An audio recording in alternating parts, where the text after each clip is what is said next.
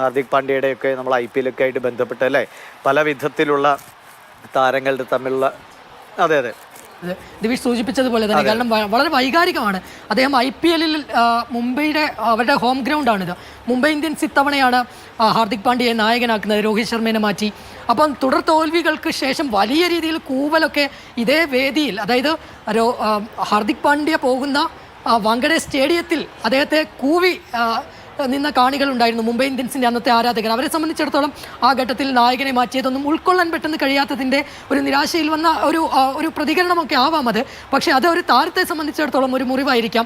അതുകൊണ്ട് അദ്ദേഹം കളി കഴിഞ്ഞ ഉടനെ തന്നെ അദ്ദേഹം സംസാരിച്ചതിൽ ഒരു വൈകാരികമായ ഒരു എലമെൻറ്റ് കൂടി അതിലുണ്ടായിരുന്നു. ഇപ്പം ഹാർദിക് പാണ്ഡ്യയുടെയൊക്കെ സംസാരത്തിൽ അദ്ദേഹത്തിന് ആ രീതിയിൽ അദ്ദേഹത്തിന് പ്രത്യേകിച്ച് ഫൈനൽ പോലെ ഏറ്റവും നിർണായകമായ ഒരു മത്സരത്തിൽ ഇന്ത്യയെ വിജയത്തിലെത്തിക്കുന്ന ഒരു ബ്രേക്ക് ത്രൂ വിക്കറ്റ് നമ്മൾ ആ കളിയിൽ തന്നെ നോക്കൂ. ആ അവസാനത്തെ 5 ഓവറിൽ 2 ഓവറുകൾ എറിഞ്ഞത് ഹാർദിക് പാണ്ഡ്യയായിരുന്നു. അതിൽ ആദ്യ ഓവറിൽ വീണ വിക്കറ്റ് വളരെ നിർണായകമായിരുന്നു. ക്ലാസിൻ്റെ വിക്കറ്റ് ആ മത്സരത്തിൽ അദ്ദേഹം സമ്മാനിച്ചൊരു ബ്രേക്ക് ത്രൂ ആയിരുന്നു അത്. അതിനുശേഷം അവസാനത്തെ ഓവറിൽ അപകടകാരിയായി ഡേവിഡ് മില്ലറിനെ പുറത്താക്കുന്നു. അപ്പോൾ വളരെ നിർണായകമായ ഒരു മത്സരത്തിൽ ഏറ്റവും നിർണായകമായ ഒരു പ്രകടനം കാഴ്ചവെക്കുന്നു. ഒരുപാട് സങ്കടവുമായിട്ടാണ് അദ്ദേഹം ബാർബഡോസിലേക്ക്, വെസ്റ്റ് ഇൻഡീസിലേക്കും USA വിമാനം കയറിയിട്ടുള്ളത്. അതേ താരം തന്നെ കൂവിയ മൈതാനത്തേക്ക് കൂടി വരുവാണ്.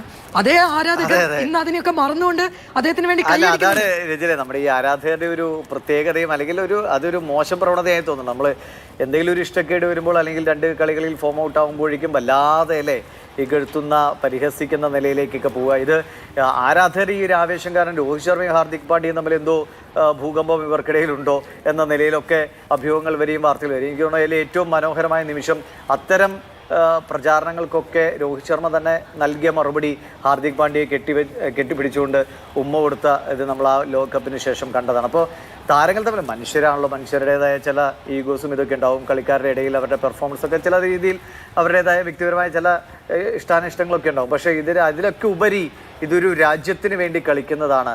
ഇത് എൻ്റെ സ്വയം നേട്ടത്തിന് വേണ്ടിയിട്ടല്ല, ഇത് രാജ്യത്തിൻ്റെ അഭിമാനം ഉയർത്താൻ വേണ്ടി കളിക്കുന്നതാണ്. അതിൽ ഈ അത്തരം വ്യക്തിപരമായ ഇഷ്ടാനിഷ്ടങ്ങൾക്കോ അല്ലെങ്കിൽ ചെറിയ സൗന്ദര്യ പിണക്കങ്ങൾക്കോ ഒന്നും ഒരു സ്ഥാനമില്ല എന്ന് ഉറപ്പിക്കുക കൂടി ചെയ്തിട്ടുണ്ട് രോഹിത് ശർമ്മയും ഹാർദിക് പാണ്ഡ്യയൊക്കെ വളരെ ആരോഗ്യകരമായിട്ടല്ലേ.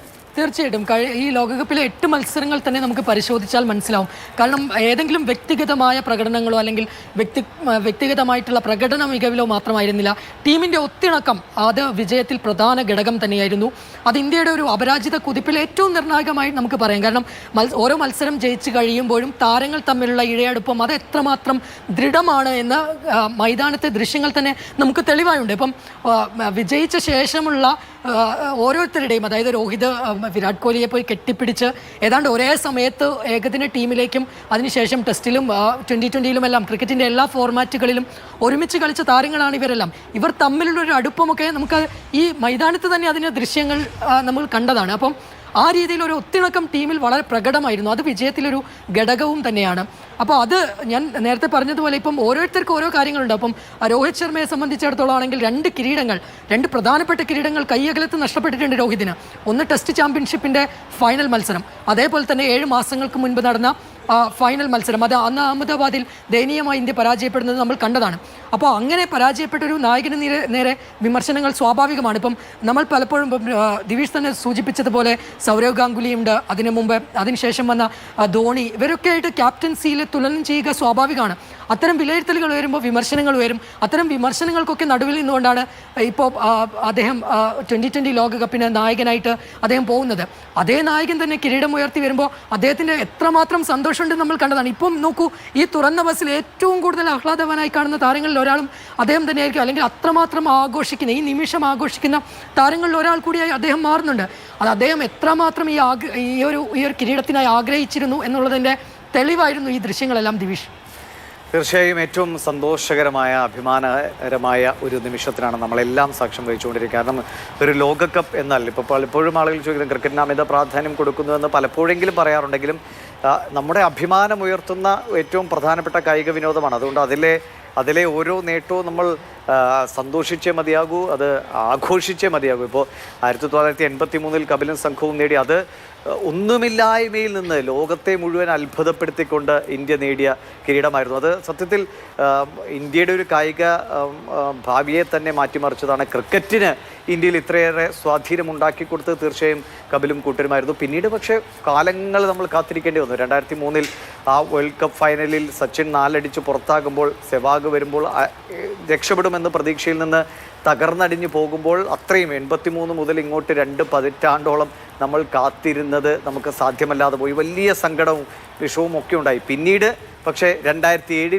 ധോണിയും സംഘവും, അതും ഇതുപോലെ സത്യത്തിൽ കപിൽ ദേവും സംഘവും അന്ന് പോയതിനോട് കുറച്ചെങ്കിലും നമുക്ക് ഉപമിക്കാവുന്ന നിലയിലാണ് ധോണിയും സംഘവും വന്നു പോയത്. കാരണം BCCI ഒരു പരീക്ഷണം എന്ന നിലയ്ക്ക് പിള്ളേർ പോട്ടെ എന്ന നിലയിൽ വിട്ട ഒരു ടീമാണ്. അന്നാണ് നമ്മൾ ധോണിയുടെ, സാക്ഷാൽ ധോണിയെ നമ്മൾ വിശ്വരൂപം കാണുന്നത്.